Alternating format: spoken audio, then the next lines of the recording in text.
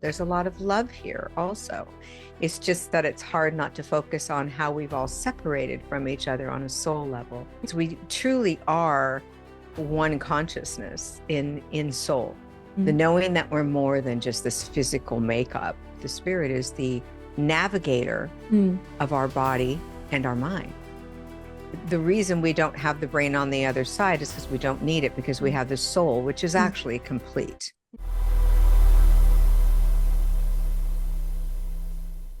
Hello, Susan Grau, and welcome on Soul Connected Conversations about who we truly are. It's good to have you here tonight. It's wonderful to be here. Thank you for having me. Thank you so much for coming. I know you're a very wanted speaker, author, and you're also an intuitive medium. And I've read your book, Infinite Lives, Infinite Lessons. So it's really been a pleasure for me to talk to you in person because I loved the book so much. Thank you. I appreciate that. It was definitely written with love in mind. Yeah, and I heard you You speak it know, as well. It was the audio version, and I thought that was very special to hear you talk about your really, really special experiences with your special gifts and also with your life in general. Hope to get into that a little bit today. But all before we right. dive in, I have a question for you that I ask all Okay. my guests in the first few minutes. And that is, if that was your first day on Earth, with the current state of awareness you have today, what would you be most surprised about when watching humanity today? Separation. Hmm. You mean it in the, you mean surprised about by how we're behaving? Yes, and yeah, what would, if you, the things that you I know think the lack now? of care of others, the lack of Hmm. care of each other. I think that we've been segregated and in a very intensive, horrible way. And I think that the spirit world, I know the spirit world is um, recognizing, I don't want to say they're appalled, but I don't know other word to use, that we are not coming from the space of soul love. Mm. In every one of our endeavors, there's just so much going on. So I think that that's would be my first. My second would obviously be the positives, which is love and the animals and the creatures and the beauty. If I walked onto this earth and saw the flowers and the colors and all the oceans and rivers, and I would be stunned and in a place of beauty like you are there. Mm. So I have both feelings. Yeah. Well, And you've the love also. There's a lot of love here also. It's just that it's hard not to focus on how we've all separated from each other on a soul level, mm. because we truly are one consciousness in soul, not in human form, but in soul form. And to see the separation is very difficult. Do you think that the level of separation, or let's say the illusion of separation, has changed over the past few years? Definitely. I think it's not just a few years. I think it's changed over the past 50 years, but I think it's always changing, Mm. ever changing. I just think the last maybe 10 years has been, maybe longer, has had a vast difference occur.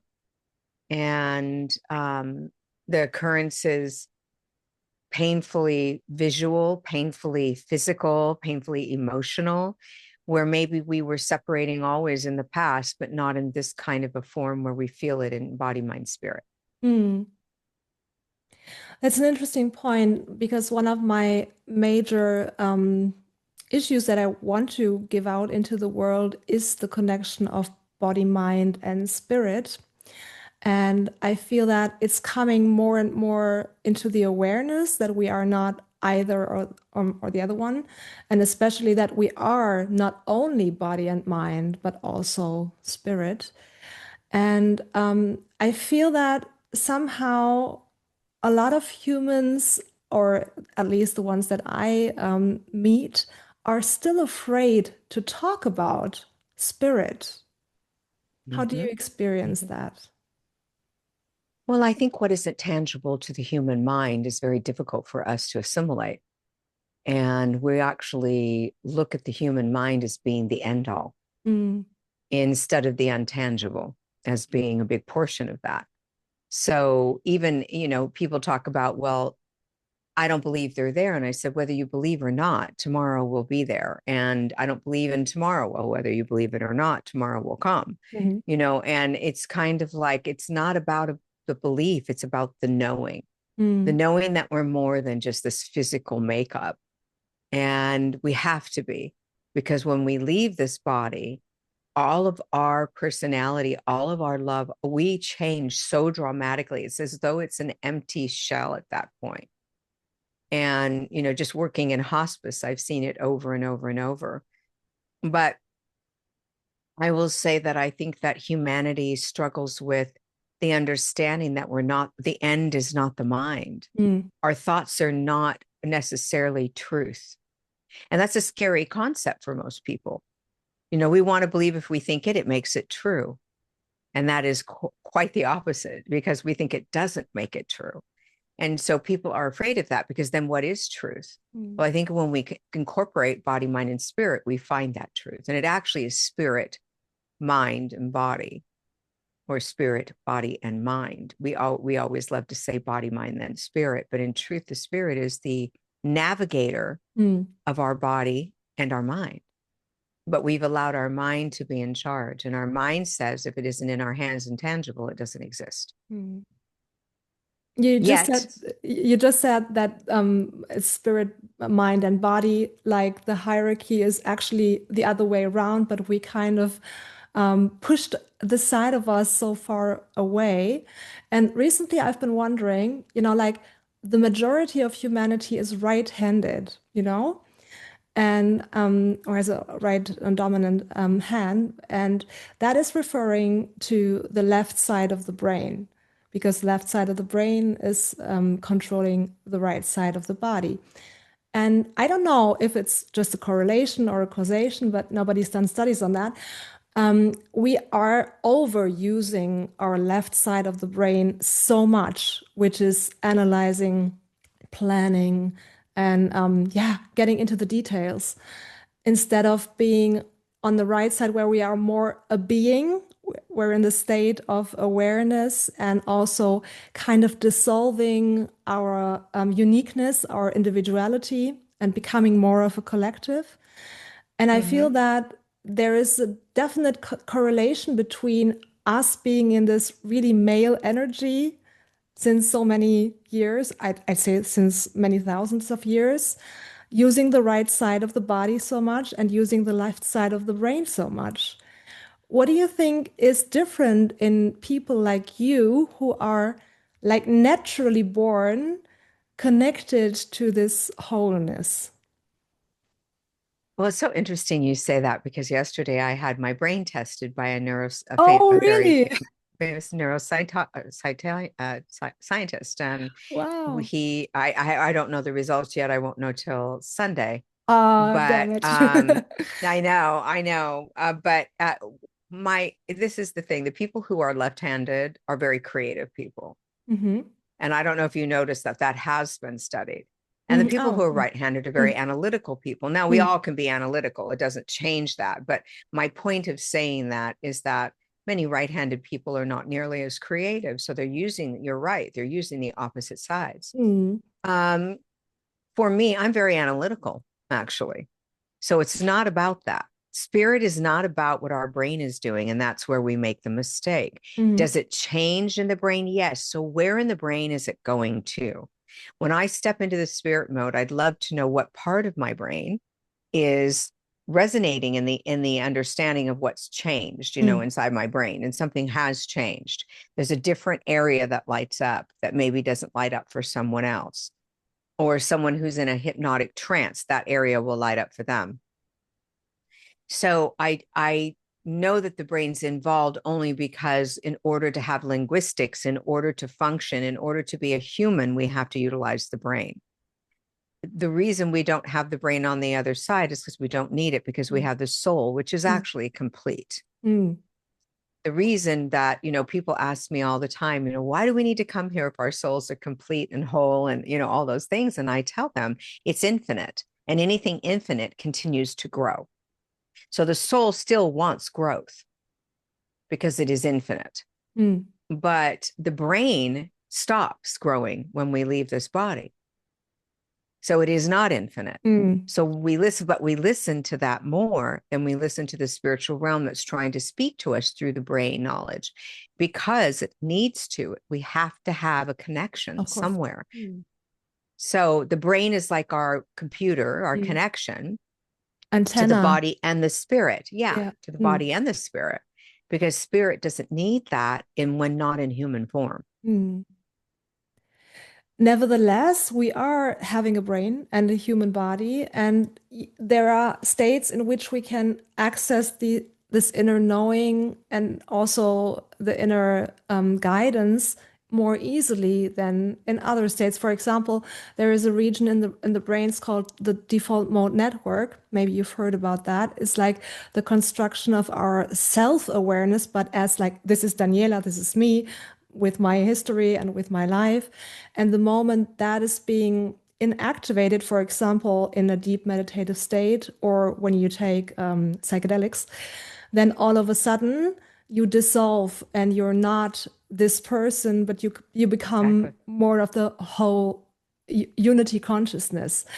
And somehow we need to change the state of our body and brain, which is, of course, the same, to access this inner knowing better. And now we don't have the results yet, but do you have an idea what happens in your body and in your awareness of the brain when you enter this different channel, when you tune your antenna into the spirit world? I think I go from the cognitive, the intellectual part to the I'm aware of my body. I leave that space and I go into an area, is what I feel, that is a vine to the divine. It's a connection to the spirit world that is always there for all of us. I just happen to be able to step into it in a different form or a different kind of way, easily or more readily. But I do believe that the intellectual part of me is no longer in its form. I'm not in that area any longer. I'm moving through that into an area that is a knowing of what exists without question. And the reason I believe the brain is going to show me in and out, up and down. And I believe it's going to do that because when I'm in my human form, I'm a grief counselor, right? And that part of me that steps into that gentle, peaceful flow of grief and healing people in that area, in that arena, I go back to my mind or my thinking process. When I'm in spirit, I leave that and I'm almost outside of my brain, but I'm actually in a different area, an undiscovered area. We know we don't use even a small portion of our brains. Yeah. Why do we have all of this? Why? So future tells us we'll be using it. And some of us just use it now from practice or whatever the reason is. I think practice matters. Like with anything, you have to practice meditation, hypnosis, anything. But I feel the shift. It's very intensive. It feels like I'm shutting off my intellect, but I still need my linguistics. And I go to this area that feels like it's a floating kind of area and a knowing of more than I've ever known in my intellect. And then that information comes out. But the minute I pull back into the empathic part of me, that emotional part of me, so say I'm reading someone and they start crying, I flip back into that other space, in that gentle, natured space of my intellect. And are you okay? Do you want me to stop? And then the minute they give me the go, that green light, I start to move back into another area of my brain. So I know that it has to have this roller coaster look. And I'm going to find out. Oh, yeah. But I really believe that's what I'm going to find. I truly believe that's what I'm going to find. I'm pretty certain that you will find that when you are in that state, that the right area will be more activated, and also the subcortical area, which is older and giving us more of a raw and vivid information rather than logic and linear information, will probably pop up as well. And I still wonder, like, can we cultivate that without being gifted like you are? Because I've known from your books that you come from a family where these gifts have been inherited, let's say that. And you've also had very special experiences in your life, a very early near-death experience where a lot of channels probably intensified. And so you have like a default mode of being easily, of switching easily into these states, Mm-hmm. which is a gift and sometimes maybe also a challenge, I can imagine. Definitely a challenge. Both. What do you It's think both. can we do to step more into this just being and putting the logical part more aside? Because even meditation is such a challenge for so many people. I think it's being present in the moment. So as I share in my book, if my students come to me and they pass a row of bushes with flowers, and when they get to my office the first time, I ask them what color were the flowers, and they all just jaw drop. They look at me like, oh, I can't believe she's asking me that because I don't know. Very, very few are aware. Mm, And I asked them this question, which is very valid. If you're not present in the moment and you don't know what you saw with your eyes, how would you know if the spirit's speaking to you, with you, trying to communicate with you, interacting with you when you're not even viewing what's right in front of you? So mm. it's about being present in the moment. It is the best gift we can give ourselves, is not to be projecting into the 5 minutes from now or the years from now, It's so but to be hard. right where, yes, right where our feet are. Mm. Um, when I meditate, I have to pull myself back. So a friend of mine said the best way to do that is when I start to think, say thinking, like literally name it. Yeah. Mm, yeah. And those kinds of things change how I'm viewing what I'm doing. And it brings me back to the moment. Oh, I'm Mm, thinking, not I'm thinking, and now I'm way out here.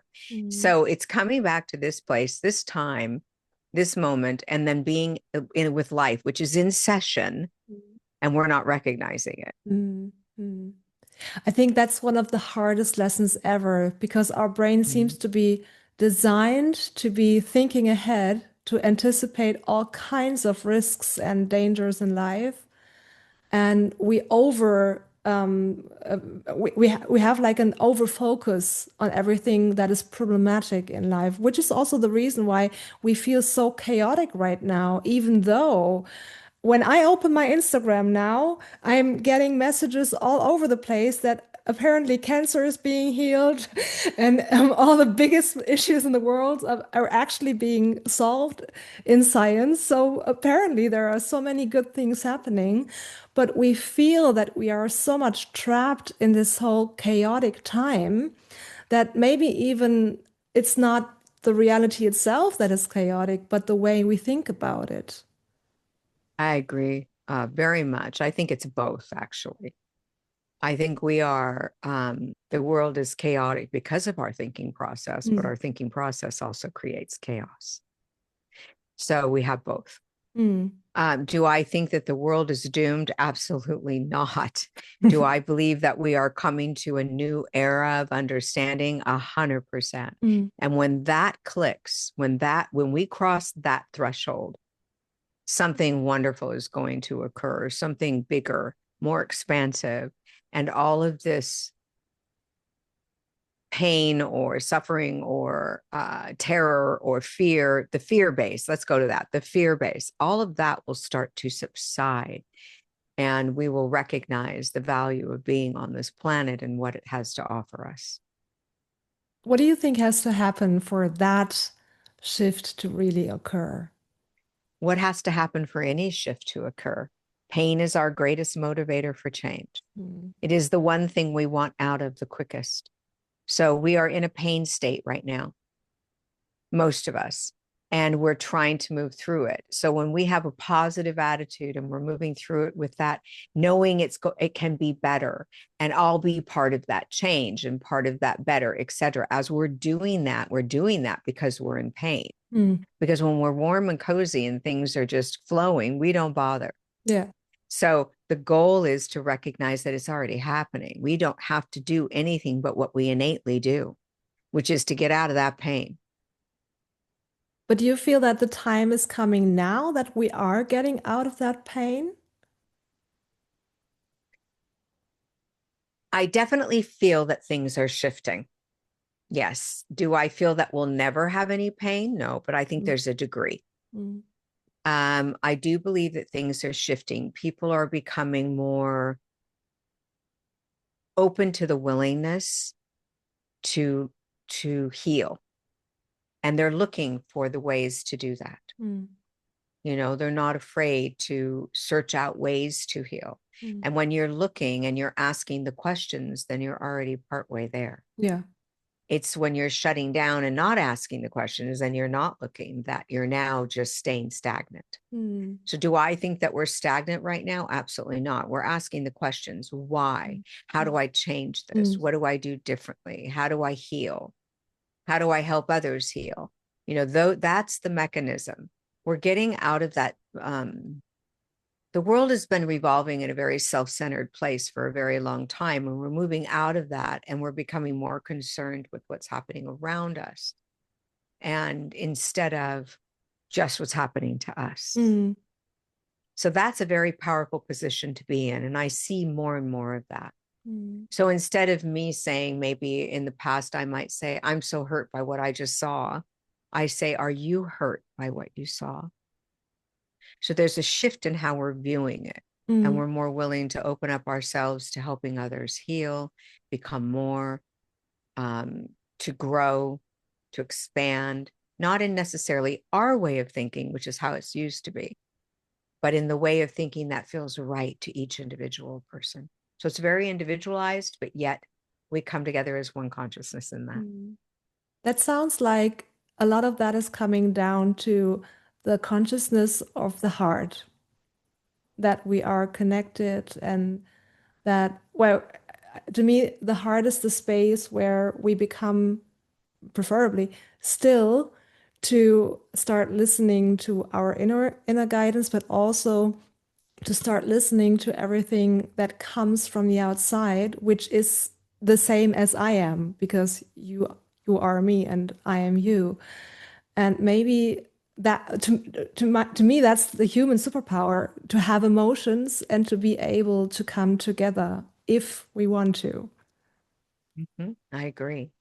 I agree. I'm sure you're aware that the heart has 40,000 or more neurons. Neurons, yeah, And so it's a very, very powerful, absolutely. and it speaks to the brain more than the brain speaks to Yeah, the heart. The brain says pump, pump, pump. The heart yeah. actually is considered a mini brain. Mm, And I believe that is what we're tapping into that we mm, never did. Now that we mm, understand it more clearly, it's even more important that we tap into it. mm, And the soul seats in the heart, mm. not in the brain. Yeah. Do I think that it utilizes the brain? Yes, it can in certain areas, like what we're going to be testing. Absolutely. But does it seat there? No, Mm, no. It wouldn't be very protected if it did, to be quite honest with you. There is so many thoughts that go through our minds, and the brain takes in every single good, bad, and the ugly. As we grow, everything, it has a snapshot of everything. So I wouldn't want my soul seating there just in case it got the wrong snapshot. yeah, I would it's rather absolutely. my soul seat in the heart, which is where love transcends. The heart is reacting way faster than our conscious mind ever could. And you said before that you don't have to believe everything that you think. There's that saying in neuroscience, neurons that fire together wire together. And that means, for example, when you think the sentence, I'm a terrible person, 100 times a day, then those neurons form like a really stable pattern in your brain. And when you have a stable pattern in your brain, you're sending out information which is behaving like a wave. And a wave is always creating a reality around you. So, yeah, you're going to be a terrible person. Yeah, exactly. So, because we think it doesn't make it true, and because someone else thinks or says something doesn't make it true. Mm, And we have to remember that, because people are so hard on themselves that they tend to be hard on others. mm. And so I'll give you an example. I was reading something that I had posted, and someone put in there something about the devil, the devil's work or I, something. of course. And I want to go immediately to, how could you think healing's the devil's work and I help people, and what's wrong with you? And instead, I thought, well, this is where they go in their thinking, and how sad for them that they live in that fear base, because that's a Mm, pretty intensive fear base to me. You yes, start thinking the absolutely. devil's controlling something that's so Mm, beautiful. mm, Um, and that's me, but it doesn't make it true for me. mm, It can be their truth and still not be true for me. And because they say it doesn't mean I have to react to it or fear it or step into the energy of that. I can just simply be um, uh, cognizant of where other people are, and I can simply be keep my mind sound in that and my heart sound in that, and not be unkind, but then to maybe hope that they see a different viewpoint instead of trying to get them to see my viewpoint, when you because I don't consult, need to. They're where they are, I'm where I am. And I think that I have spent a great deal of my journey trying to get people to understand. Mm. Sorry about the puppy Oh, coming up she's and so down. sweet. Don't worry about it. Yeah, she's a little cutie pie. Um, but I don't have to convince anyone of my truth. Mm, It can simply be mine. And as long as it causes and does no harm to me and others, uh, people, places, things, and situations that I'm not harming, I don't feel that it needs to stand under judgment. And when mm, I remember that, when someone does put it under judgment or under a microscope, I can just pull away and say, that's not what I do with it. mm, So discernment is very important. So if what I was doing was causing harm to someone, I would hope that people would discern that, which is mm, obviously not the case, but I would hope they would. And I discern. But judgment's different. Judgment is a statement of malice. It's a statement of hurt. It's a fear-based statement. Discernment is looking at the picture and deciding, is this for me? Does that make sense to me? Does this work for me? Which is part of our individualization. Because on this planet, we are individualized, even though we are soul consciousness. We are individualized as a human. No one is like me. No one has the same hair. No one has the same anything. I am my own individual. mm. Excuse me. So No problem. I think when people recognize that everyone has their right to their belief system, to what they choose to understand and believe, but we don't have to believe it because they do. We have to research. We have to know what we're talking about. And we have to be willing to do that. And a lot of us aren't. Humanity is scared. There's so much fear base going on. And that's just the truth. And people can argue that all day long, but it is the truth. And when people react in a harsh way or react in a fear base, it's because of that fear that's going on. It's not, most people have very good intention. They think they're doing something right or helping. I certainly have that intention, and I don't always do it perfect, so I think fear base can get in the way. Mm. When you consult with spirit guides, with your spirit guides, or with other client spirit guides, do they ever talk about true or untrue, or what is the truth? Yes. Yes. Yes. So I hear a lot of things that I struggle with especially in my community. And I ask spirit, is this information true information? And I'm very careful to listen very closely. And a lot of times I'll get a no. It is Mm, not. mm, It's not accurate. It mm, has some accuracy to it, but mm. it's not accurate. It's not So I'll give accurately you just a presented. simple example. Mhm. I'm sorry. Yeah, I mean, like it's not accurately presented, or it's put in a specific Right. frame that is putting a different meaning to that. Right. Yeah. Right. So I'll give you a good example. I hear people come to me and they say, I heard from other mediums or other people that I have to wait 3 months for my loved one to come to me because they're busy.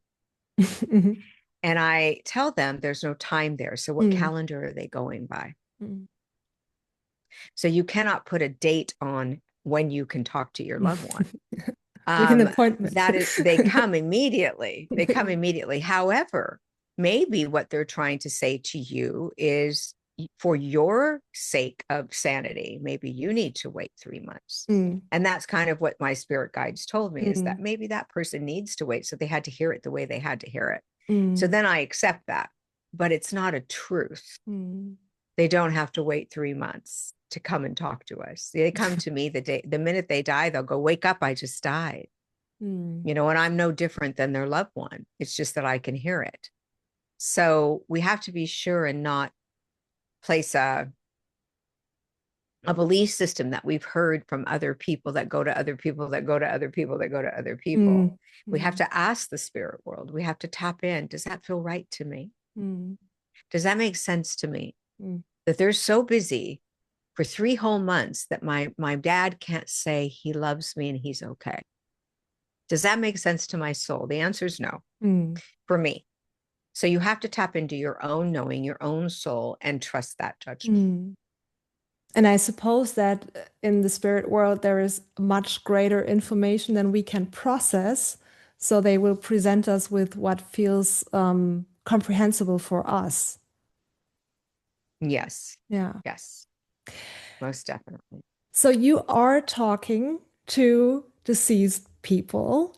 Can you tell us a little bit about the quality of perception you have when you do that? Like, do you hear, do you see something, do you feel something? Which senses are involved when you switch into that state? Well, I use all of them. So I have the knowing, which is claircognizance. Mm-hmm. I have the hearing inside and outside my head, which is clairaudient. Mm-hmm. I have clairvoyance, which is seeing inside my head or outside my head, and You mean clairsentient, outside which that you see something that is like you see Mhm, me now? Okay, mhm. wow. Mm-hmm. Maybe not as solid, maybe not Okay. quite as Okay. solid. And then I have, let's see, what all did I say? Oh, I have clairsentient, which is clear feeling. Mm-hmm. So I use a lot of clairsentience and cognizance. It's Mm-hmm. very efficient. Mm-hmm. Clairvoyance is less efficient because I have to figure out what it is I'm seeing. I Mm-hmm. have to spend time doing that. So I use my other clairs, but I don't hear a lot. Once in a while, I'll hear, like, my brother yelled when he passed. He went, Susan, because he always used to say that to me. And I heard that and didn't know he had passed. Mm. And so, I know it was real because I wasn't aware he had passed. Mm. Um, but I really appreciate using claircognizance and uh, clairsentient, because when you are cognizant something's happened or something's changed, and then you feel that something has, it puts it together as one piece for me. Mm-hmm. So those are the clairs I use the most, but all of them are valuable. We Mm. all have all of them. When you get that sense, that's a clairsentient Mm. sense.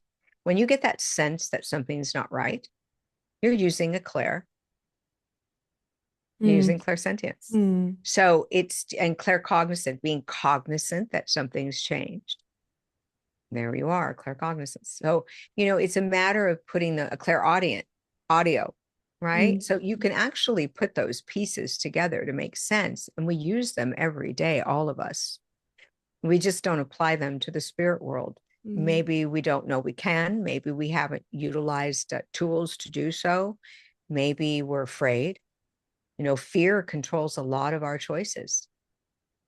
So it's releasing the fear and letting go and allowing the process. And how do you discern whether what you feel or know when you are in a session, for example, is actually coming from that person or that intelligence or soul and not your idea? When I would have to do it, I would have many things in my head that I don't know if they are actually coming from another soul or just from my head. Well, when you ask me a question, I know you've asked it. It's a Mm-hmm. conversation Mm-hmm. because I hear it with my ears, right? Mm-hmm. And I usually can decide by my knowing what you're asking, Mm-hmm. right? It's the same thing. It's just a conversation. Mm-hmm. So I have this little 3-step thing I do, Mm-hmm. which is awareness, acceptance, and action. And I received that from a therapeutic background. So you become aware that something's changed in the room. And when you become aware something's changed in the room, they become aware that you've become aware. So maybe your hair stands on end. Maybe you feel chills. Mm-hmm. Maybe you get goosebumps. Mm-hmm. But they recognize that you're now aware that Mm-hmm. something's changed. Mm-hmm. Um, and then you accept it. I'm going to accept that something really has changed and something's going Mm-hmm. on in this room. Mm-hmm. Maybe it's the loved one I thought of when I felt that change.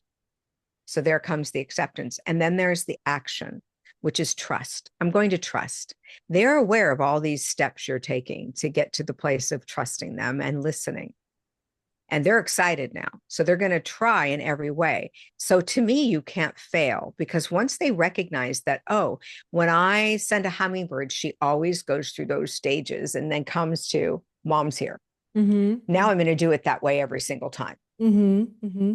So they find new ways to reach us and communicate with us through our ability to take it in. Mm-hmm. Most people go, nah, that was just a coincidence. And they go, Mm-hmm. oh, I'm not going to try that anymore. They don't even trust it. Mm-hmm. So there's just a difference in how we handle it that makes the difference in how they communicate. So it's just a matter of trusting what you get. Don't worry whether it's right or wrong, because there is no right or wrong, because they will make it right in some form. What I do know is spirit never gives us negative messages. Mm-hmm. So if you're getting, go hurt yourself, or you're not good enough, or Mm-hmm. any negative messages like that, they are not giving that to us. Mm-hmm. That's either, it could be depression, it could be a circumstantial thing, it could be uh, mental illness, it could be a numerous amount of things, or just a fleeting thought. It could be something like that because you're sad or whatever, but that is not spirit talking. Mm-hmm. And so when you know the difference of spirit comes with love and positivity and hope and growth. The only time I've ever heard anything what someone else might call negative, which I do not, is, don't go down that street. You'll Mm-hmm. be safer going this direction. And then Mm-hmm. I'll find out that there was an accident or something. And I go, thank you, For but that's not a protection. negative. Yeah, Yeah. yeah. Okay. Mm. I'm sure many people are a little bit sad about the fact that we don't have such a direct and sensual communication as a default, as a human being to the other side, because then grief would look so much more different. And in my opinion, it might be the case that, for example, if you consider this life as a play, and a character is out of the is going off stage, and they can still watch, and they can even maybe help you out when you forget your lines, but they're not supposed to be on stage anymore because their story is over, and the story would turn out differently if they were still hovering around in the background. So we can go on with our story. That's the reason why we don't have this really clear connection that we can see each other still. What do you think is the reason for people not being able to really perceive it as clearly as we perceive each other in life? Fear. So you mean we could if we just opened up, but we are not And set to be that really, way. We are not born, most of us are not born to see them or to feel them. There must be oh, a but we reason for are, that. Hmm? but we are, but we are. So a child, a baby, sees them all the time. You Mm-hmm. ever watch children, you'll see that. They're laughing and talking and speaking to people in the That's room. true. Yeah. They're experiencing them. We are born to feel that, but society says there's nothing there. Mm. Therefore, we're not doing it right.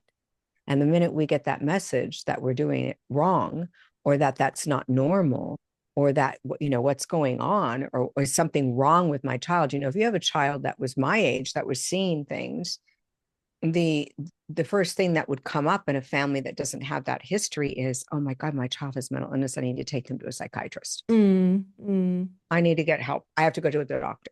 No kid wants to go to the doctor. So what are they going to do? Gone, right? If they can. The children that go, but I see it years past. We're given medications. We're told something's wrong with them. Even, in Asperger's or Asperger's or any kind of situation like that. Like if you listen to the telepathy tapes, as I listen to that, I can see mediumship the whole time. But people are afraid to bring that up. People are afraid to talk about that because they're, and I have people that have, the ability that, were born autistic that I know, and they have this amazing gift. But they never want to call it mediumship. They never want to call it connecting to spirit because people don't want to accept that. But as children, they were talking all the time to them. They're being guided. So, and I know that just simply because I was one of those children, not autistic, but a child who was guided. And because I had a family who wasn't, that understood it. My mom was afraid of it, but she understood it. I was more fortunate. My sister always knew things that were going on. She's a hands-on healer. She's a different kind of healer. She feels people's physical energy. But, my brother was a medium. Oh, amazing. But because he was told he was schizophrenic and medicated for so long, he didn't have the opportunity to allow that to grow. But I knew he had mediumship because he was hearing what I was hearing. He was sensing what I was sensing, but mine wasn't that powerful, not like his.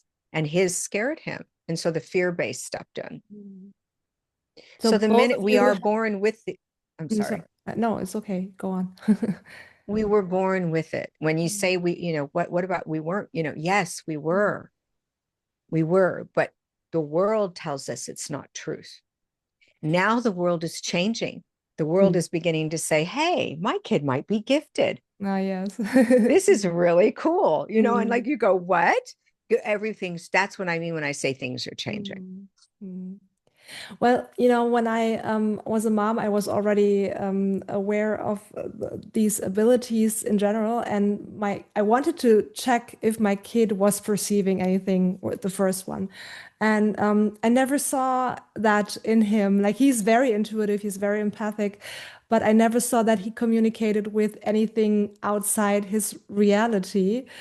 So I'm still wondering, like, is there a reason that our brains tend to be closed to this world so that we can fully immerse into this story that we chose for this life? That's my Absolutely. suspicion. Well, and you're not inaccurate. You're actually accurate. However, imagine being able to do both. That's great. Yeah. Right? Or Of course. wanting to do both or being encouraged to do both. We have a society that is so focused on mental illness that if they can't explain it, it's a mental illness. Not that there aren't mental illnesses. There are brains that have trouble. Yeah. But everything becomes a mental illness that is not explainable. And so we're afraid of that. My mother was so afraid because, she had this gift and she was seeing things and they, reacted to that, the medical field, and terrorized her basically and medicated her heavily. And she was so afraid of it that when I would talk about it, she'd go, don't talk about that. They're not there. There's nothing there. There's nothing there. I'd say something's in my room. There's nothing there. But she could see it.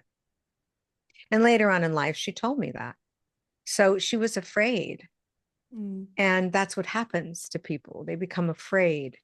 And then they don't want anyone else to put it in their face because, my God, that might make it even, that means I might lose my child to what happened to me, which is being medicated. And everybody's running to deal with mental illness. Now, again, I'm a counselor. There is mental illness. There is. But not everything is that we don't understand. Mm, absolutely. Yeah. And we're beginning to understand that. Neuroscientists are studying the brain, as I shared earlier, everywhere. They're starting to study the brain of mediums That's and good. intuitives. Yeah. Yes. So they are opening the doors to Mm, seeing, oh, wait, something, they can't explain it. mm, They still don't understand it, but something's drastically yeah. changed in the brain. Yeah. When I'm I'm a psychotherapist, and when I have a client who I feel is more open to at least diving into the inner world, I do a hypnosis with them where I'm trying to get them into a theta state, the theta brain wave state. Yes. It's not always working very stably because they switch in and out. If you're not falling asleep, then it's difficult to keep that state.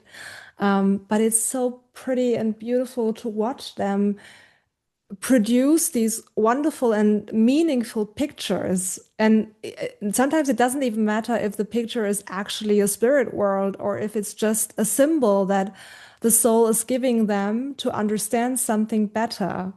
And in these 1.5 hours of trance or hypnosis, they make more progress than in 10 hours of just talking. Yes. Exactly. And with psychotropics and ketamine and Mm. things like that, they actually are able to expand that even Oh, further. yes. Yeah.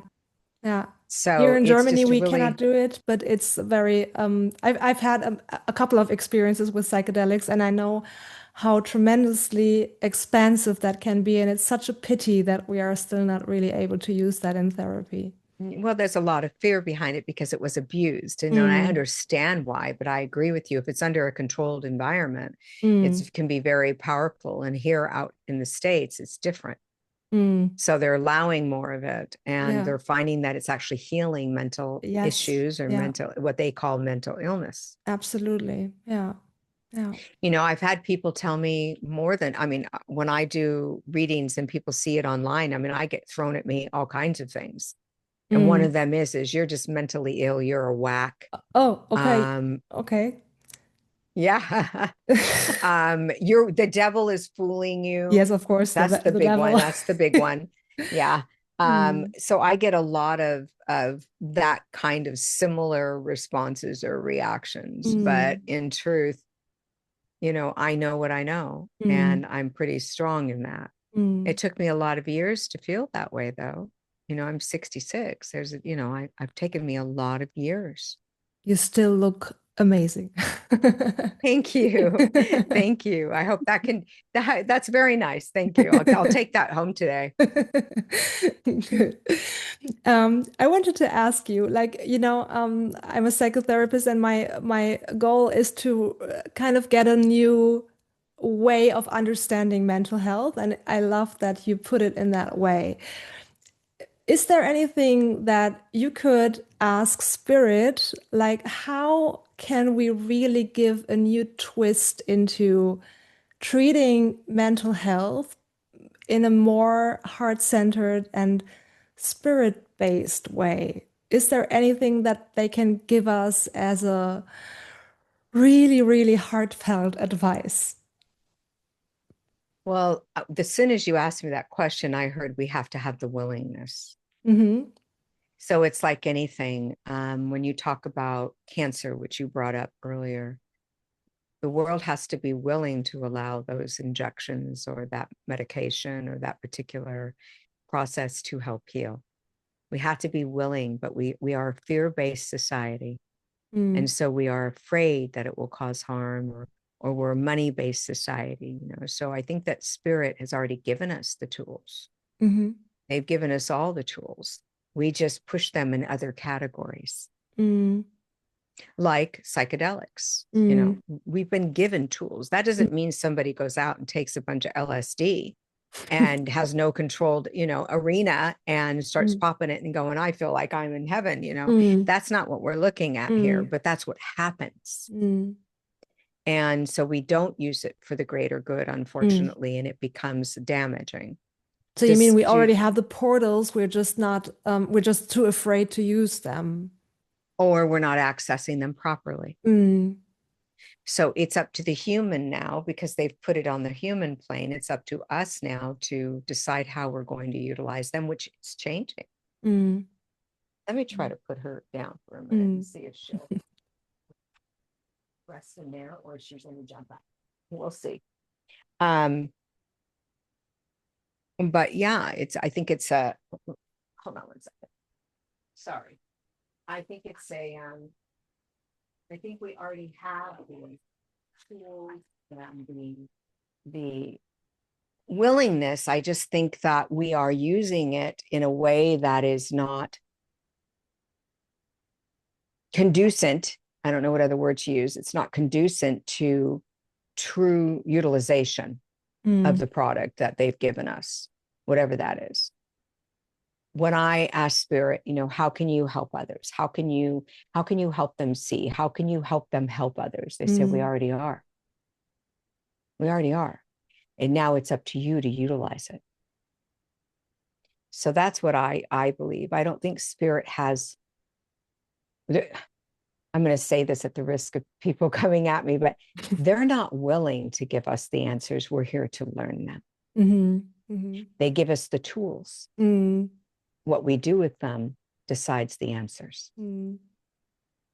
And sometimes I'm wondering if there is any tool or any connection that we are still missing, like, a specific part of living, maybe moving, breathing, nutrition, or the way we think, the way we talk. If there is anything we are missing that is actually giving us or could give us access to much more inner peace, to much more inner connection. Well, I think all of the above. We're missing tools in eating. We're missing, I mean, everything you said. If you fill your body with additives and sick stuff, your body, mind, and spirit are not going to flow in a unit, as a Mm. unit.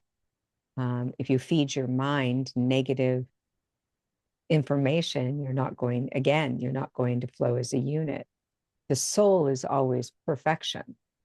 It's never damaged. It is the only mind of the divine. So my suggestion is that people tap into their soul source if they want the true answer. Mm-hmm. And everyone's answer is different for them. So I do different work than you do. I do grief work and addiction work and intuitive work. And so I have to tap into my soul source for my answers. Mm. So it's not a blanket. It's not a Mm. blanket statement. And if I were to give you a blanket statement, it wouldn't work for everyone. So then it Mm. wouldn't be a blanket statement. Mm. But I understand that what the question is. I just don't think that they can blanket it. I've never been able to get it one answer for every single soul Mm. outside of go to your soul. That's where your answers are. Mm. Well, And your soul will speak to your heart, and your heart will speak to your brain, and the answers will flow. the challenging part in that is that healthcare systems, I think in America as well as in Europe, tend to be focusing on evidence-based standard techniques, and every physician and every psychotherapist has to follow a specific protocol in order to treat this or that disorder. And it's not like you can just go out and do energy healing or whatever you feel attuned to. You can do it in your private praxis, but the majority of the people who are sick or who are mentally unstable seek out the healthcare system because they can't afford it any other way, or it's the only thing they know. And then they are being presented with, in my opinion, very limited methods that very often are not efficient and are not effective. So that's, Absolutely. I agree yeah, with you. yeah. Unfortunately. And it's that way in my field too, even as an intuitive medium. They will seek me if they can afford it. And, I always try to help people regardless, but they will seek me, but I'm limited in what I can offer them because legally I have to be cautious. Mm-hmm.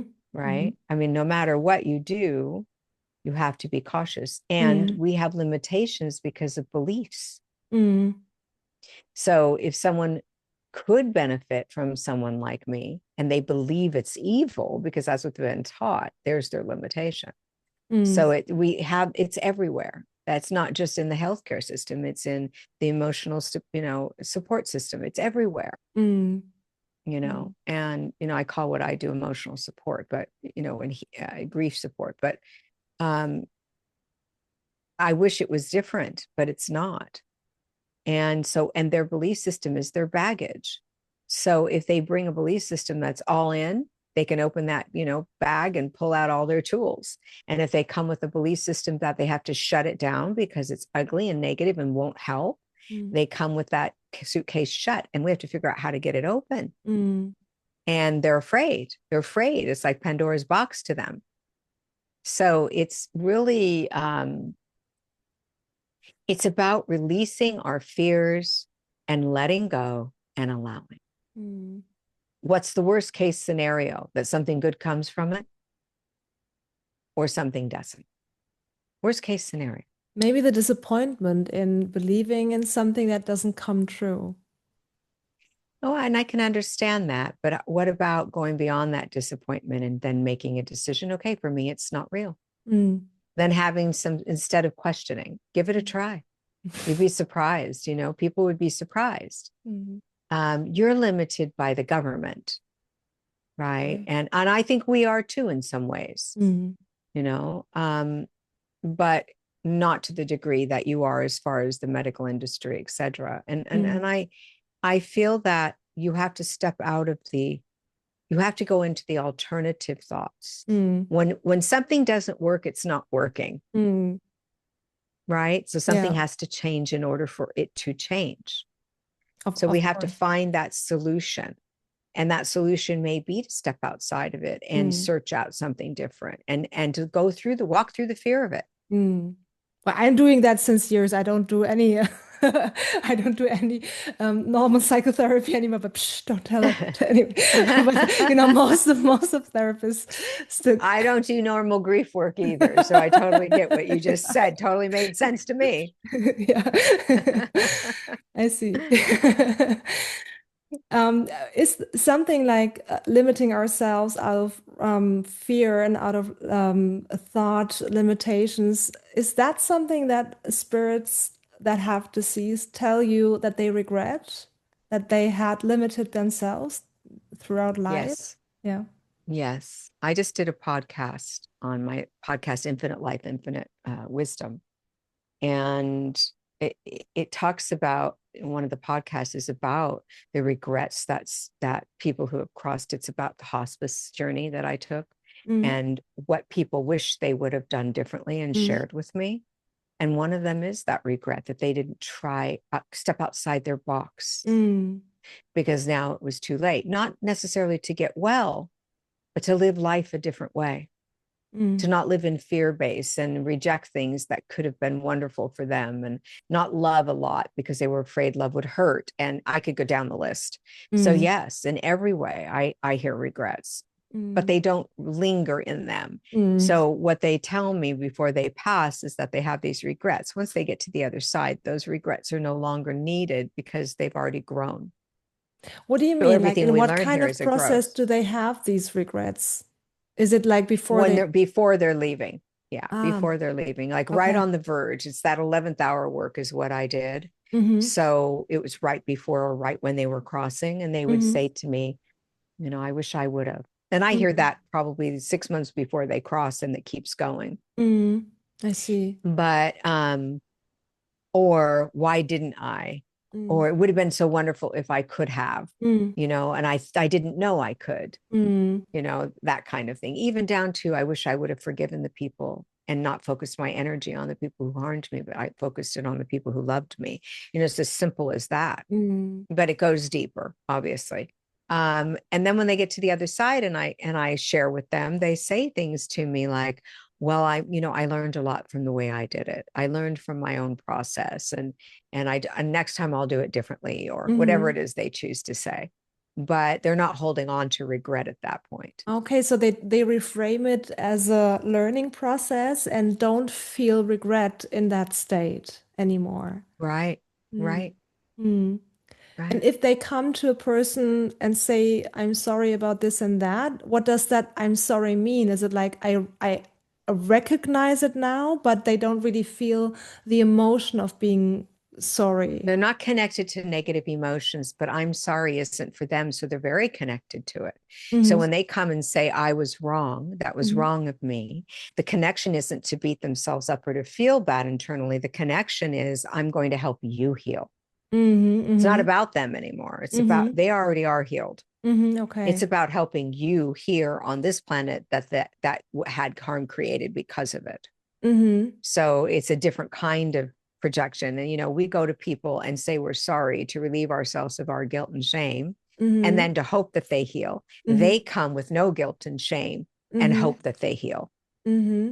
So you mean even if somebody was really horrible to, let's say, a mother abused her daughter, and then she comes to you Mhm. through you to talk to the daughter, then she doesn't feel remorse, but she like recognizes Well, what she's done or what the effect I of. think they feel it, but remorse here is a very different feeling than it is there. We Hmm. can't compare emotions.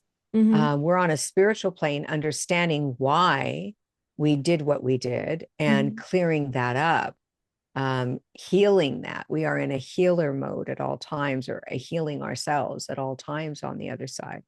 So the remorse, what we call remorse here, is defined by the dictionary, and by what we call emotion here is Hmm. very different there. Hmm. So it's not a sadness and a deep pain. It is more, I need to clear this up because Hmm. I want to. I Hmm. want to help that person heal from the choices I made. Hmm. Those choices teach them Hmm. what they want to do differently. Hmm. So there's a difference in that feeling than, oh, I feel so guilty. Hmm. Remorse here is a lot of guilt feeling. Hmm. Yeah, so many near-death experiences tell about this, or talk about this life review where they felt what they had caused to other people.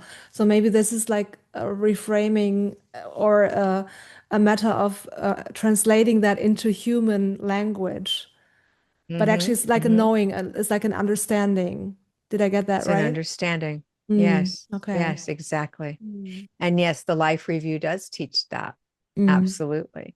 And I love that they call it life review because it's soul review, but nonetheless, I think that it's we're reviewing what our soul would like to learn from our life experiences. mm, And did it learn? And what do we want to do differently in our next journey or journeys? Whether it be on the other side or here, whatever mm, your belief system is, there's more journey. It's infinite. Um, so I think that, as my soul does reviews here, I imagine it does the same there, but just without the guilt behind it, mm, that mm, emotion or shame. mm, Because at night when I go to bed, I do review my day, mm, and I look at the things that I wish I would have maybe done differently, and I mm, try to rectify or right that wrong if there mm, was a wrong. mm, I don't always achieve it on a human level, but I try. mm, And there it's achieved. mm. Yeah. But That's it's a different kind of energy completely. You have one of the biggest challenges here on this planet is self-love.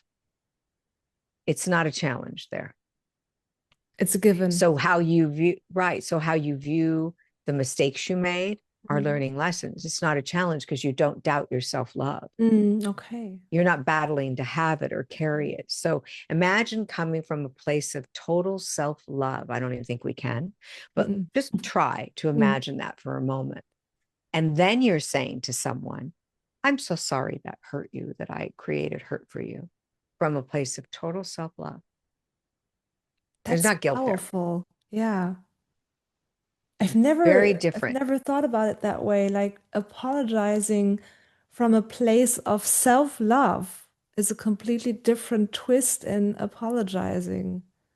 Yeah. Yes, total self-love. Mm, Beyond a doubt. Not, well, I try to love myself, but Yes. actually can't How is even that imagine. possible? Yeah. Yeah. Difficult. Yeah. But that's what we're here to learn. And once we get there, we're able to feel it again. Mm.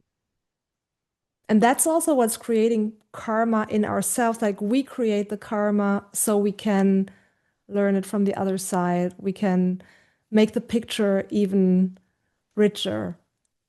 Yes. Mm, Yes. Yes. good. I mean, to know in total self-love that I caused harm and want to rectify it or um, help that person Mm, without any shame, without any uh, reprimand, without any I tell people put down the beating stick, mm-hmm. because over here we're like beating ourselves with the stick all the Mm, time, and mm, then we pick it up every day, and I say put down the beating stick. It's not mm, serving you. mm, If you learn to love yourself, you'll rectify that behavior easily and readily. If you're beating yourself up for it, you're not doing anything but mm, beating yourself up and not loving yourself. And when you don't mm, love yourself, you don't love others properly. You don't know that. You don't know that you're not loving others properly, because we justify our actions and behaviors and choices with that beating stick. We justify what we do because we have so much guilt and shame. mm. But if we had none, there would be no justification. Yeah. It simply would be let's do something better. Yeah. I totally I agree. am better, therefore I do better. Mm, wonderful. Susan, it was really wonderful. Thank you so much.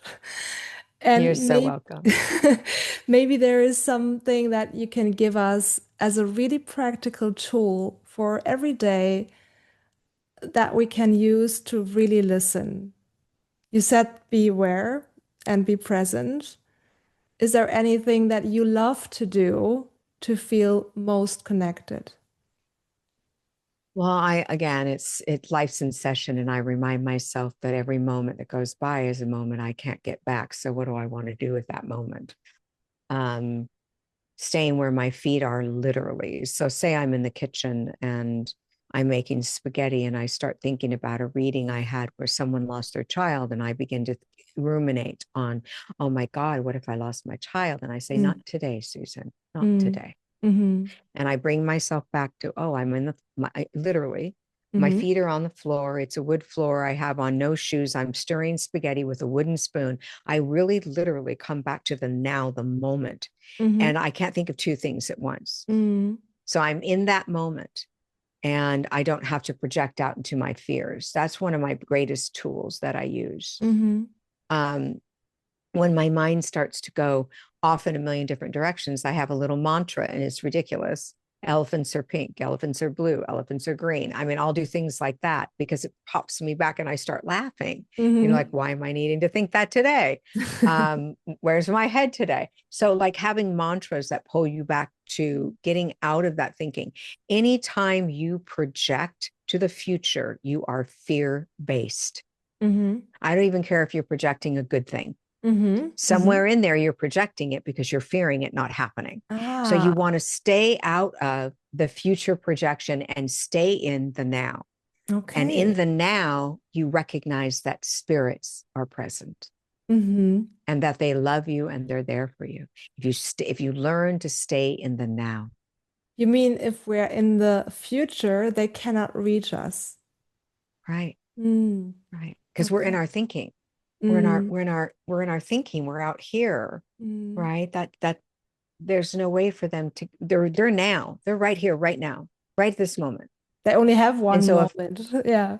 right, well, right. I always tell people, if you're worried about what's going to happen next week, you may not be here next week, and none of us may be. It will never. I ask people, you planned it all out in your head. Did it work out exactly as you planned? And they go, no, it never does. And I go, then why do No. you continue that process? Why do you keep doing that then? If Mm, it's not working, it's not working. Make a change. mm. It's very hard. It's hard for Yes. me. Yeah. Our brains want to do it differently. But what I know today is when I'm in my soul source, it's easy. Mm. To be So I tell present. myself, am Mm. I in my brain right now? Am I thinking, or am I in my soul knowing? And when I'm in Mm-hmm. my soul knowing, I'm in the now. I think it's a lot to take for many people to discern what is that? How does that feel like? How do I tap into that? Is there anything that you teach, online classes, workshops, webinars to get people more in touch with that? I do. Well, I have the podcast, Infinite Life, Infinite Wisdom. I have Mhm. two more books coming out. Oh, exciting. Um, I know, I'm excited. And then I have the book that's out. Um, I have a sanctuary Hmm. where I teach twice a month. I go in and I teach, and it's like 19.95 a month. So for people who don't have a lot, Hmm. because my classes aren't cheap, they don't have to pay anymore. They can just be Mm. part of the sanctuary and have guests come in that teach them. I teach them, and that's to give back basically. And I get paid what runs it.